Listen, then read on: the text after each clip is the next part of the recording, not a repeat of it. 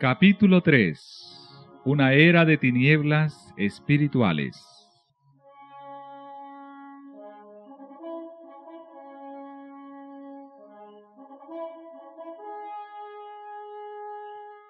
El apóstol Pablo, en su segunda carta a los tesalonicenses, predijo la gran apostasía que había de resultar en el establecimiento del poder papal. Declaró, respecto al día de Cristo, ese día no puede venir sin que venga primero la apostasía y sea revelado el hombre de pecado, el hijo de perdición, el cual se opone a Dios y se ensalza sobre todo lo que se llama Dios, o que es objeto de culto.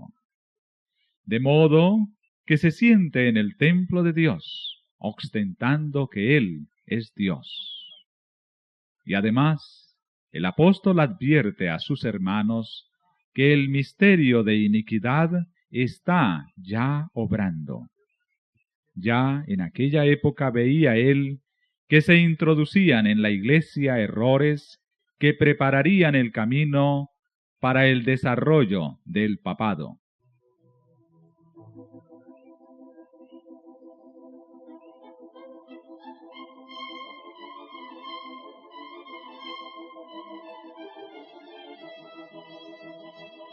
Poco a poco, primero solapadamente y a hurtadillas, y después con más desembozo, conforme iba cobrando fuerza y el dominio sobre los espíritus de los hombres, el misterio de iniquidad hizo progresar su obra engañosa y blasfema. De un modo casi imperceptible, las costumbres del paganismo penetraron en la iglesia cristiana. El espíritu de avenencia y de transacción fue coartado por algún tiempo por las terribles persecuciones que sufriera la iglesia bajo el régimen del paganismo. Mas habiendo cesado la persecución y habiendo penetrado el cristianismo en las cortes y palacios, la iglesia dejó a un lado la humilde sencillez de Cristo y de sus apóstoles por la pompa y el orgullo de los sacerdotes y gobernantes paganos, y sustituyó los requerimientos de Dios por las teorías y tradiciones de los hombres. La conversión nominal de Constantino a principios del siglo IV causó gran regocijo, y el mundo, disfrazado con capa de rectitud, se introdujo en la iglesia.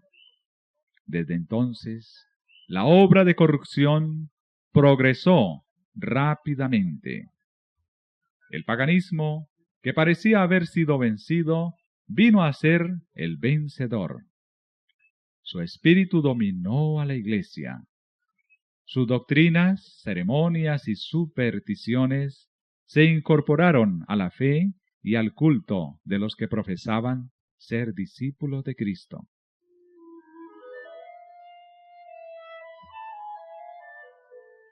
Esta avenencia entre el paganismo y el cristianismo dio por resultado el desarrollo del hombre de pecado, predicho en la profecía como oponiéndose a Dios y ensalzándose a sí mismo sobre Dios. Ese gigantesco sistema de falsa religión es obra maestra del poder de Satanás, un monumento de sus esfuerzos para sentarse él en el trono y reinar sobre la tierra según su voluntad.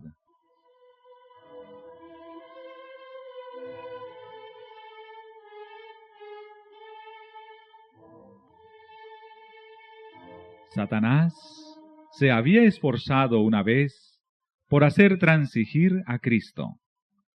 Vino a donde estaba el Hijo de Dios en el desierto para tentarle, y mostrándole todos los reinos del mundo y su gloria, ofreció entregárselo todo con tal que reconociera la supremacía del príncipe de las tinieblas. Cristo reprendió al presuntuoso tentador y le obligó a marcharse. Pero al presentar las mismas tentaciones a los hombres, Satanás obtiene más éxito. A fin de asegurarse honores y ganancias mundanas, la Iglesia fue inducida a buscar el favor y el apoyo de los grandes de la tierra. Y habiendo rechazado de esa manera a Cristo, tuvo que someterse al representante de Satanás, el obispo de Roma.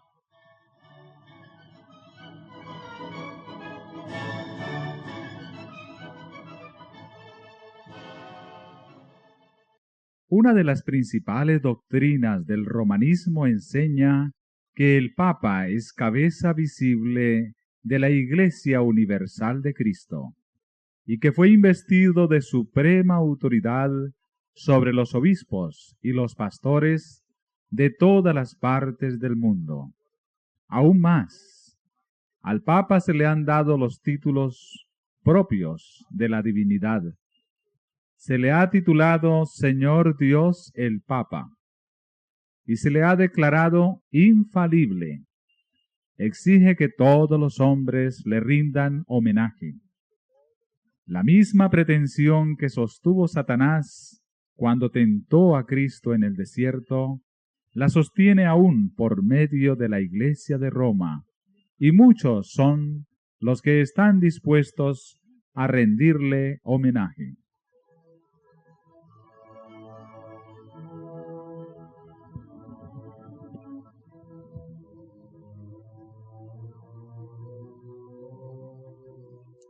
Empero, los que temen y reverencian a Dios, resisten esa pretensión, que es un desafío al cielo, como resistió Cristo las instancias del astuto enemigo. Al Señor tu Dios adorarás, y a Él solo servirás. Dios no ha hecho alusión alguna en su palabra a que Él haya elegido a un hombre para que sea la cabeza de la Iglesia. La doctrina de la supremacía papal se opone abiertamente a las enseñanzas de las Santas Escrituras.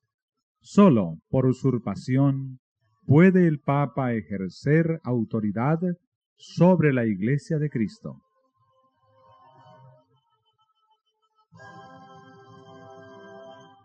Los romanistas se han empeñado en acusar a los protestantes de herejía y de haberse separado caprichosamente de la verdadera Iglesia.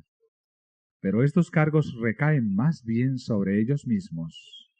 Ellos son los que arriaron la bandera de Cristo y se apartaron de la fe que ha sido una vez dada a los santos. Bien sabía Satanás que las Sagradas Escrituras capacitarían a los hombres para discernir los engaños de él y para oponerse a su poder. Por medio de la palabra fue como el mismo Salvador del mundo resistió los ataques del tentador. A cada asalto suyo, Cristo presentaba el escudo de la verdad eterna, diciendo, escrito está. A cada sugestión del adversario oponía él la sabiduría y el poder de la palabra. Para mantener su poder sobre los hombres y establecer la autoridad del usurpador papal, Satanás necesita que ellos ignoren las Santas Escrituras. La Biblia ensalza a Dios y coloca a los hombres, seres finitos, en su verdadero sitio. Por consiguiente, hay que esconder y suprimir sus verdades sagradas. Esta fue la lógica que adoptó la Iglesia romana. Por centenares de años fue prohibida la circulación de la Biblia.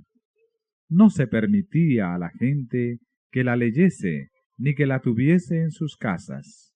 Y sacerdotes y prelados sin principios interpretaban las enseñanzas de ella para sostener sus pretensiones. Así fue como el Papa vino a ser reconocido casi universalmente como vicegerente de Dios en la tierra, dotado de autoridad sobre la Iglesia y el Estado. Una vez suprimido lo que descubría el error, Satanás hizo lo que quiso. La profecía había declarado que el papado pensaría mudar los tiempos y la ley. No tardó en iniciar esta obra, para dar a los convertidos del paganismo algo que equivaliera al culto de los ídolos, y para animarles a que aceptaran nominalmente el cristianismo, se introdujo gradualmente en el culto cristiano la adoración de imágenes y de reliquias. Este sistema de idolatría fue definitivamente sancionado por decreto de un concilio general.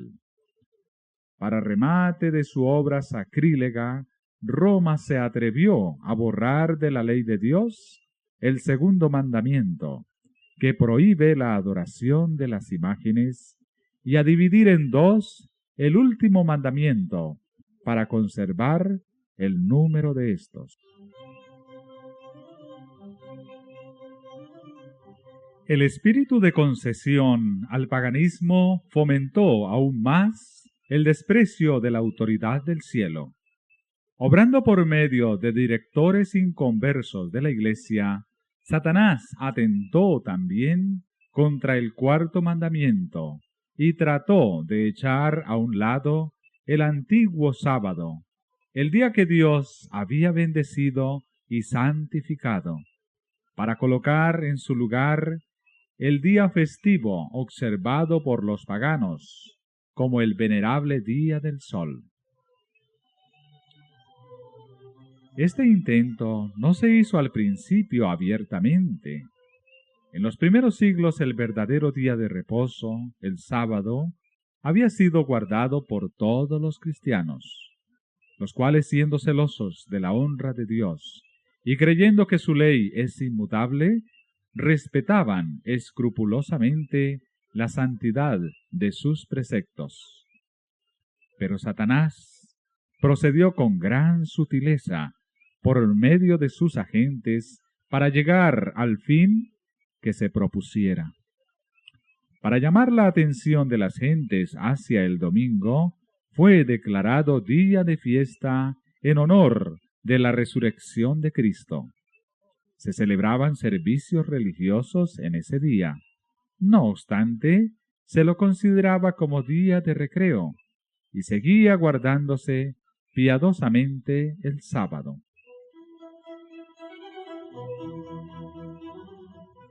Con el fin de preparar el terreno para la realización de sus fines, Satanás indujo a los judíos, antes del advenimiento de Cristo, a que recargasen el sábado con las más rigurosas exacciones, de modo que su observancia fuese una pesada carga. Aprovechándose luego de la falsa luz bajo la cual lo había hecho considerar, hízolo despreciar como institución judaica. Mientras que los cristianos seguían observando generalmente el domingo como día de fiesta alegre, el diablo los indujo a hacer del sábado un día de ayuno, de tristeza y de abatimiento, para hacer patente su odio al judaísmo.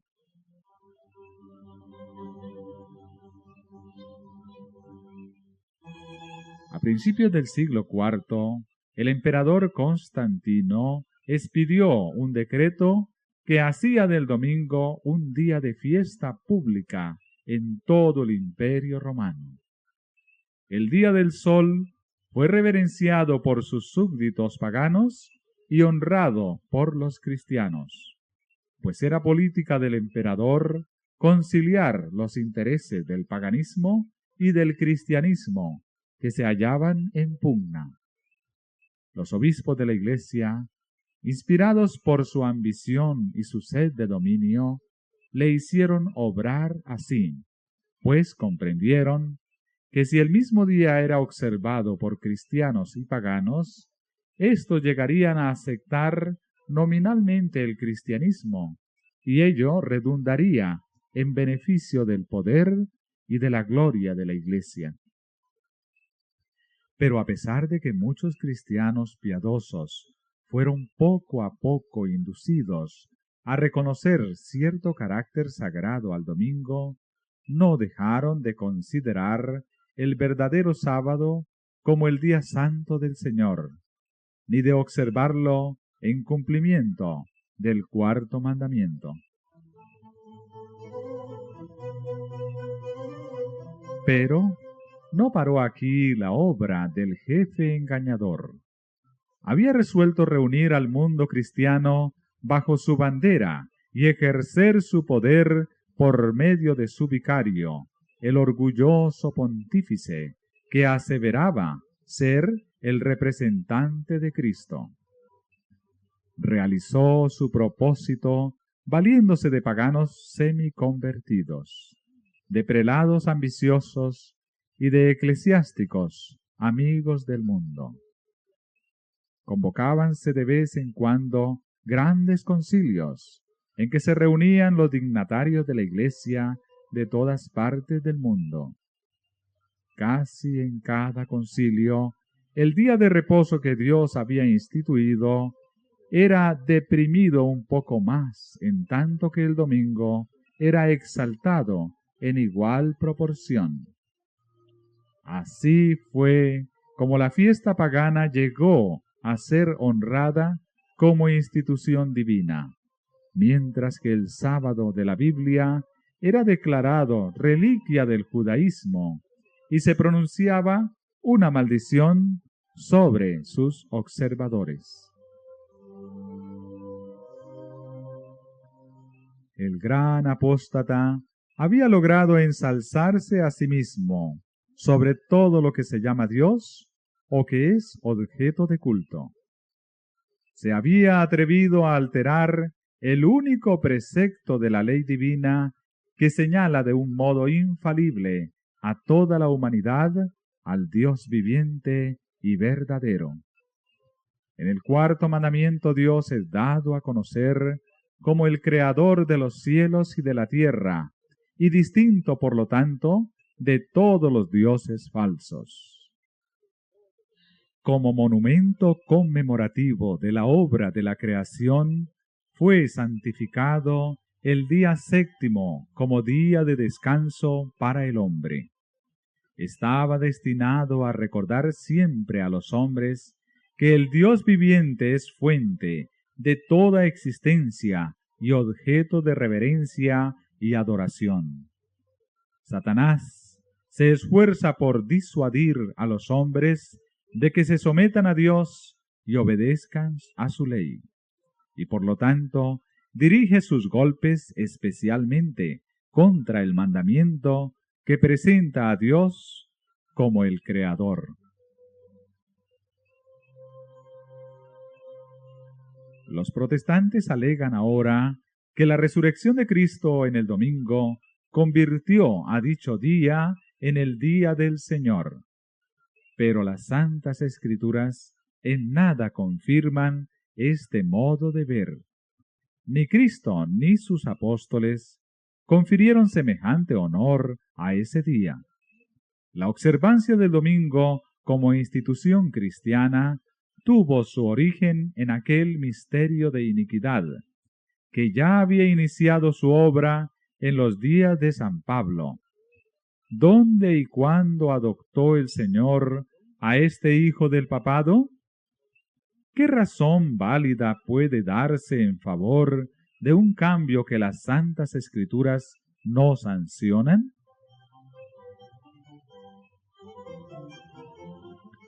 En el siglo VI, el papado concluyó por afirmarse. El asiento de su poder quedó definitivamente fijado en la ciudad imperial, cuyo obispo fue proclamado cabeza de toda la Iglesia. El paganismo había dejado el lugar al papado.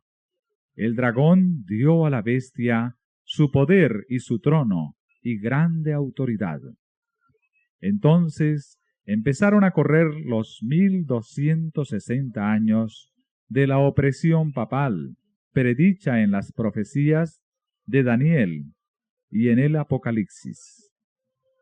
Los cristianos se vieron obligados a optar entre sacrificar su integridad y aceptar el culto y las ceremonias papales, o pasar la vida encerrados en los calabozos, o morir en el tormento, en la hoguera, o bajo el hacha del verdugo.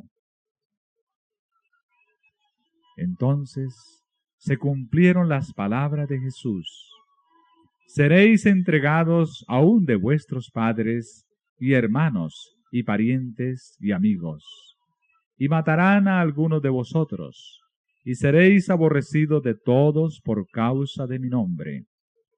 La persecución se desencadenó sobre los fieles con furia jamás conocida hasta entonces, y el mundo vino a ser un vasto campo de batalla. Por centenares de años, la Iglesia de Cristo no halló más refugio que en la reclusión y en la oscuridad. Así lo dice el profeta. Y la mujer huyó al desierto, donde tiene lugar aparejado de Dios, para que allí la mantengan 1260 días.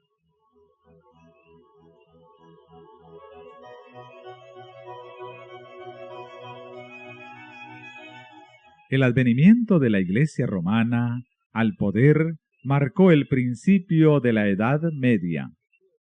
A medida que crecía su poder, las tinieblas se hacían más densas. La fe pasó de Cristo, el verdadero fundamento, al Papa de Roma. En vez de confiar en el Hijo de Dios para obtener el perdón de sus pecados y la salvación eterna, el pueblo recurría al Papa y a los sacerdotes y prelados a quienes él invistiera de autoridad. Se le enseñó que el Papa era su mediador terrenal y que nadie podía acercarse a Dios sino por medio de él. Y andando el tiempo, se le enseñó también que para los fieles el Papa ocupaba el lugar de Dios y que por lo tanto debían obedecerle implícitamente. Con solo desviarse de sus disposiciones, se hacían acreedores a los más severos castigos que debían imponerse a los cuerpos y almas de los transgresores. Así fueron los espíritus de los hombres desviados de Dios y dirigidos hacia hombres falibles y crueles. Sí, aún más, hacia el mismo príncipe de las tinieblas que ejercía su poder por intermedio de ellos. El pecado se disfrazaba como manto de santidad. Cuando las santas escrituras se suprimen y el hombre llega a considerarse como ente supremo, ¿qué otra cosa puede esperarse sino fraude, engaño y degradante iniquidad?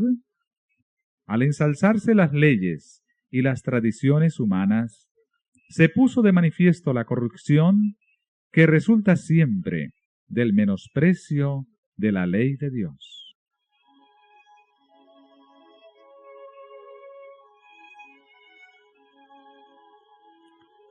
Días azarosos fueron aquellos para la Iglesia de Cristo. Pocos, en verdad, eran los sostenedores de la fe.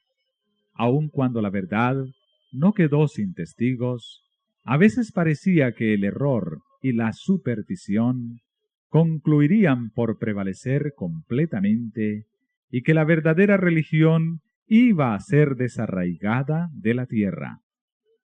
El Evangelio se perdía de vista mientras que las formas de religión se multiplicaban y la gente se veía abrumada bajo el peso de exacciones rigurosas.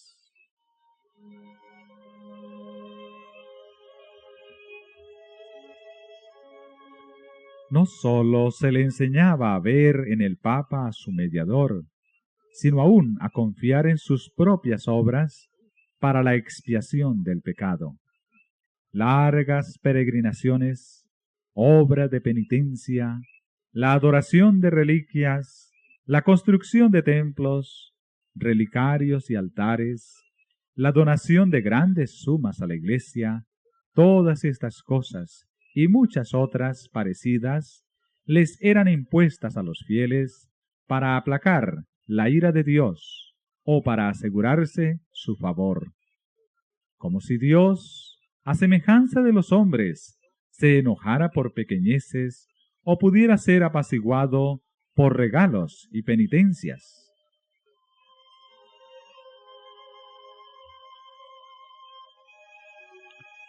Por más que los vicios prevalecieran aún entre los jefes de la Iglesia romana, la influencia de ésta parecía ir siempre en aumento.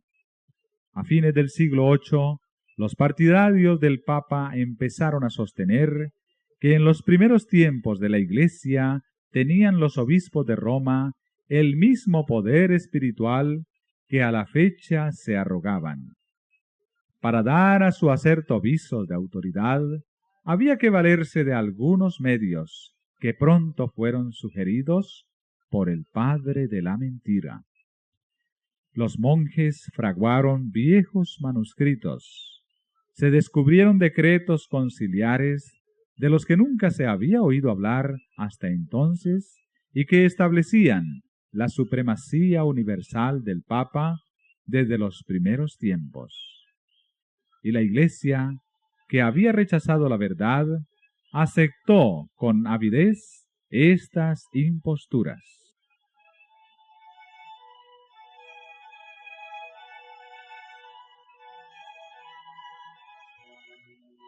Los pocos fieles que edificaban sobre el cimiento verdadero estaban perplejos y trabados, pues los escombros de las falsas doctrinas entorpecían el trabajo.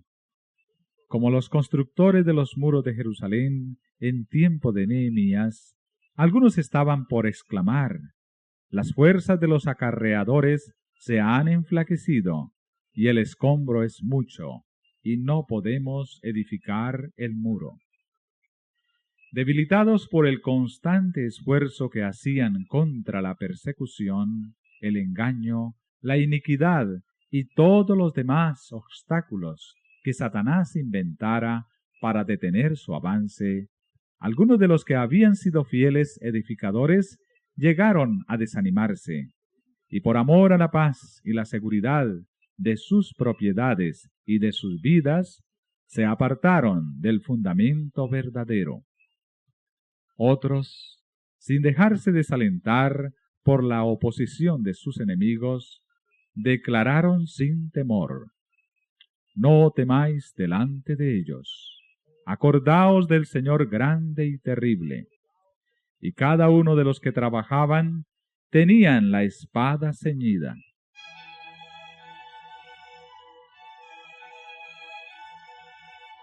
En todo tiempo, el mismo espíritu de odio y de oposición a la verdad inspiró a los enemigos de Dios, y los siervos de Él necesitaron la misma vigilancia y fidelidad. Las palabras de Cristo a sus primeros discípulos se aplicarán a cuantos le sigan hasta el fin de los tiempos. Y lo que os digo a vosotros, a todos los digo: velad.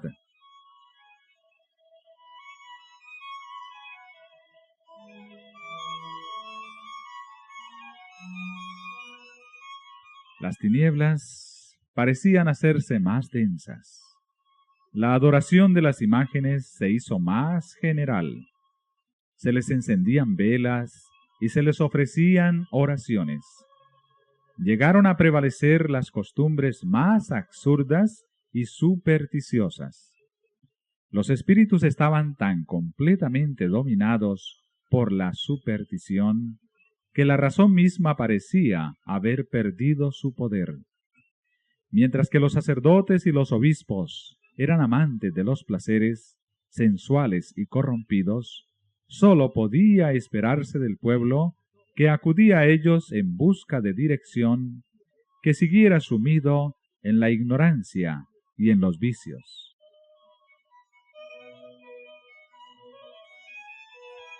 Las pretensiones papales dieron otro paso más cuando en el siglo XI el Papa Gregorio VII proclamó la perfección de la Iglesia romana.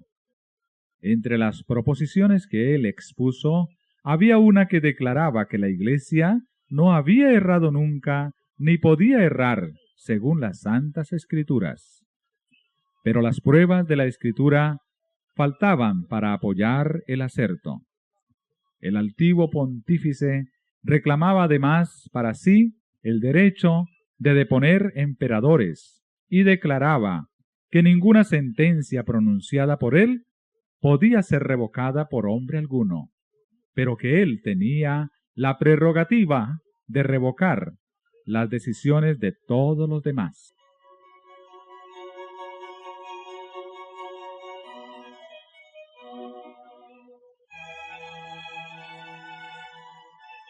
El modo en que trató al emperador alemán Enrique IV nos pinta a lo vivo el carácter tiránico de este abogado de la infalibilidad papal.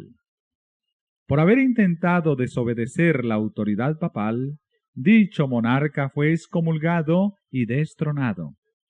Aterrorizado ante la deserción de sus propios príncipes, que por orden papal fueron instigados a rebelarse contra él, Enrique no tuvo más remedio que hacer las paces con Roma.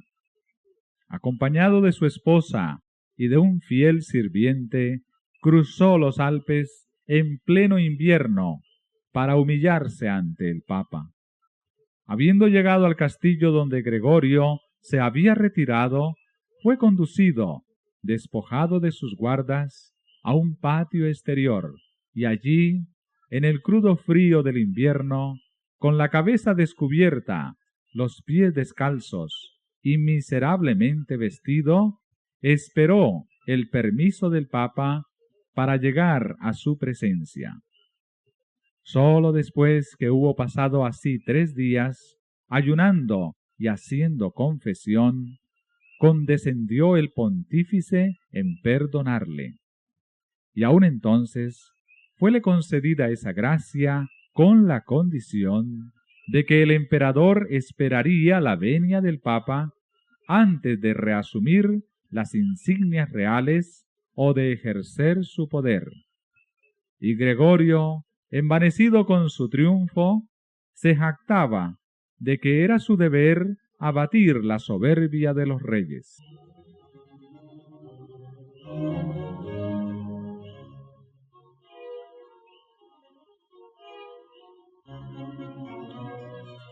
Cuán notable contraste hay entre el despótico orgullo de tan altivo pontífice y la mansedumbre y humildad de Cristo, quien se presenta a sí mismo como llamando a la puerta del corazón para ser admitido en él y traer perdón y paz, y enseñó a sus discípulos: el que quisiere entre vosotros ser el primero, será vuestro siervo.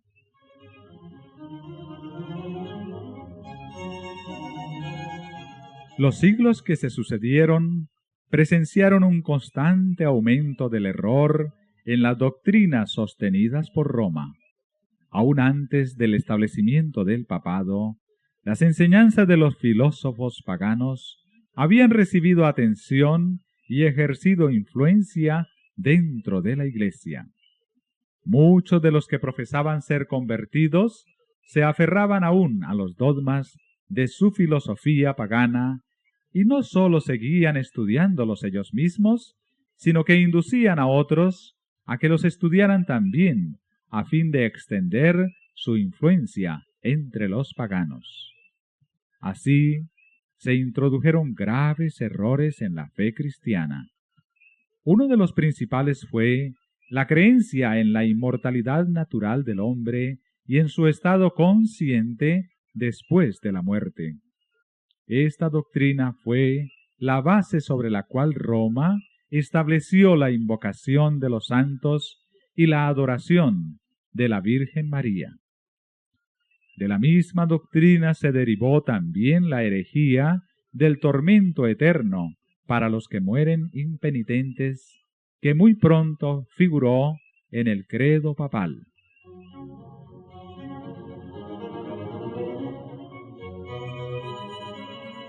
De este modo, se preparó el camino para la introducción de otra invención del paganismo, a la que Roma llamó purgatorio, y de la que se valió para aterrorizar a las muchedumbres crédulas y supersticiosas. Con esta herejía, Roma afirma la existencia de un lugar de tormento, en el que las almas de los que no han merecido eterna condenación han de ser castigadas por sus pecados, y de donde, una vez limpiadas de impureza, son admitidas en el cielo. Una impostura más necesitaba Roma para aprovecharse de los temores y de los vicios de sus adherentes. Fue esta la doctrina de las indulgencias. A todos los que se alistasen en las guerras que emprendía el pontífice para extender su dominio temporal, castigar a sus enemigos o exterminar a los que se atreviesen a negar su supremacía espiritual, se concedía plena remisión de los pecados pasados, presentes y futuros, y la condonación de todas las penas y castigos merecidos. Se enseñó también al pueblo que por medio de pagos hechos a la Iglesia podía librarse uno del pecado y librar también a las almas de sus amigos difuntos entregadas a las llamas del purgatorio. Por estos medios llenaba Roma sus arcas y sustentaba la magnificencia, el lujo y los vicios de los que pretendían ser representantes de aquel que no tuvo dónde recostar la cabeza.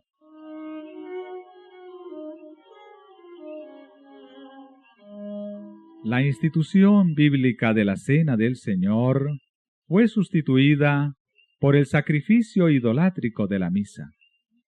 Los sacerdotes papales aseveraban que con sus palabras podían convertir el pan y el vino en el cuerpo y sangre verdaderos de Cristo. Con blasfema presunción se arrogaban el poder de crear a Dios, creador de todo. Se les obligaba a los cristianos, so pena de muerte, a confesar su fe en esta horrible herejía que afrentaba al cielo. Muchísimos que se negaron a ello fueron entregados a las llamas.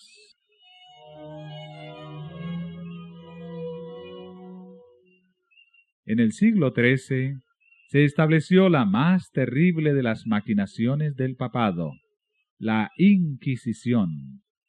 El príncipe de las tinieblas obró de acuerdo con los jefes de la jerarquía papal.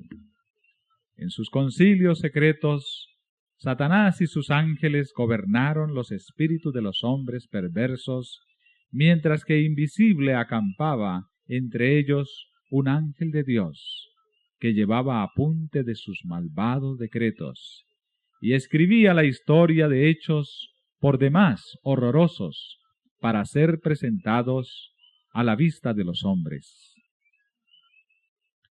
Babilonia la Grande fue embriagada de la sangre de los santos. Los cuerpos mutilados de millones de mártires clamaban a Dios venganza contra aquel poder apóstata.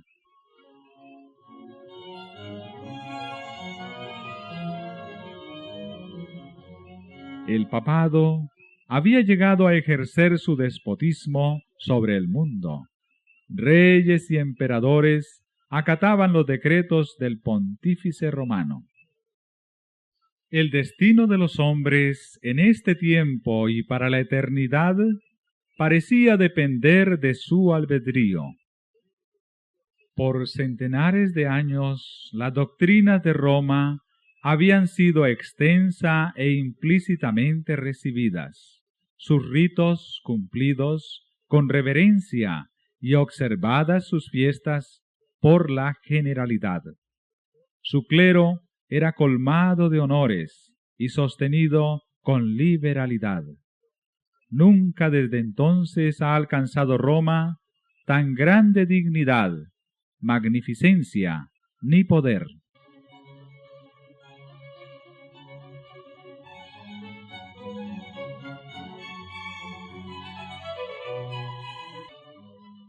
Mas el apogeo del papado fue la medianoche del mundo. Las sagradas escrituras eran casi desconocidas, no sólo de las gentes, sino de los mismos sacerdotes. A semejanza de los antiguos fariseos, los caudillos papales aborrecían la luz que habría revelado sus pecados. Rechazada la ley de Dios, modelo de justicia, ejercieron poderío sin límites y practicaron desenfrenadamente los vicios. Prevalecieron el fraude, la avaricia y el libertinaje. Los hombres no retrocedieron ante ningún crimen que pudiese darles riquezas o posición. Los palacios de los papas y de los prelados eran teatro de los más viles excesos. Algunos de los pontífices reinantes se hicieron reos de crímenes tan horrorosos que los gobernantes civiles tuvieron que procurar deponer a dichos dignatarios de la Iglesia como monstruos demasiado viles para ser tolerados. Durante siglos Europa no progresó en las ciencias, ni en las artes, ni en la civilización.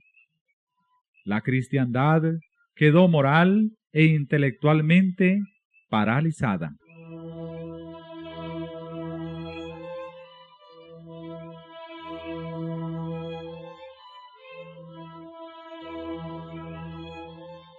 La condición en que el mundo se encontraba bajo el poder romano resultaba ser el cumplimiento espantoso e impresionante de las palabras del profeta Oseas. Mi pueblo está destruido por falta de conocimiento. Por cuanto tú has rechazado con desprecio el conocimiento de Dios, yo también te rechazaré. Puesto que te has olvidado de la ley de tu Dios, me olvidaré yo también de tus hijos. No hay verdad, y no hay misericordia, y no hay conocimiento de Dios en la tierra. No hay más que perjurio, y mala fe, y homicidio, y hurto, y adulterio. Rompen por todo, y un charco de sangre toca a otro. Tales fueron los resultados de haber desterrado la palabra de Dios.